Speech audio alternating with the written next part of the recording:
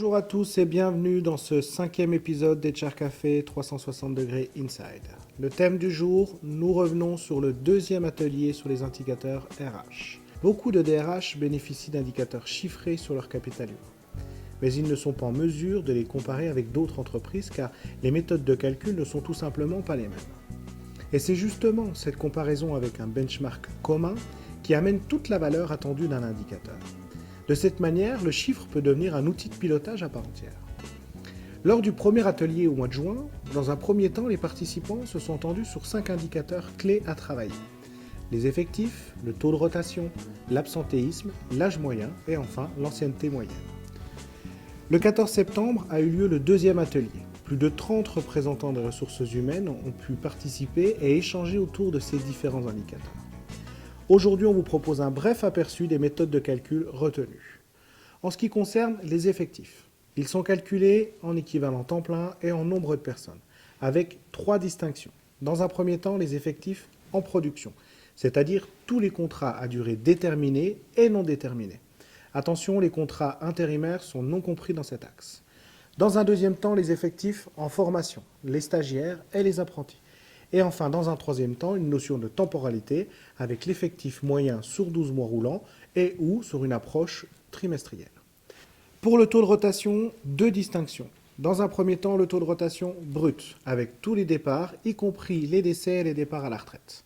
Dans un deuxième temps, le taux de rotation cette fois net, c'est-à-dire uniquement les départs non souhaités. Attention, les accords de départ sont non compris dans cet axe. L'absentéisme, lui, est évalué en coûts, en francs, en euros ou autres, et en jours moyens. Sont inclus dans cette évaluation toutes les absences non planifiées, c'est-à-dire maladie, accident et congé prénatal. Le congé postnatal, lui, n'est pas considéré comme une absence non planifiée. Et enfin, l'âge moyen et l'ancienneté moyenne, de manière traditionnelle, cette fois avec simplement une distinction homme-femme.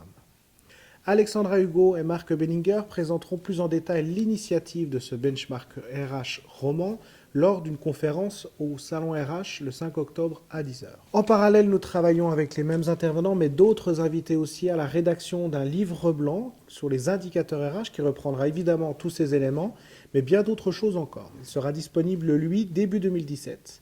N'hésitez pas à nous interpeller si vous souhaitez être averti de sa sortie. Au niveau d'HR Café, cette fois, dès son lancement, notre volonté était de soutenir la gouvernance RH.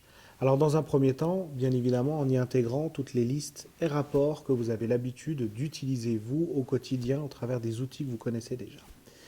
Mais également, dans un deuxième temps, en y intégrant des indicateurs fiables et comparables, d'où notre souhait de participer à cette communauté, d'être à l'écoute des retours.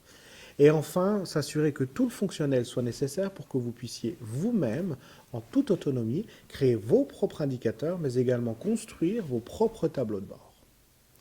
Ce 5e épisode coïncide avec le jour du lancement du 10e Salon RH de Genève.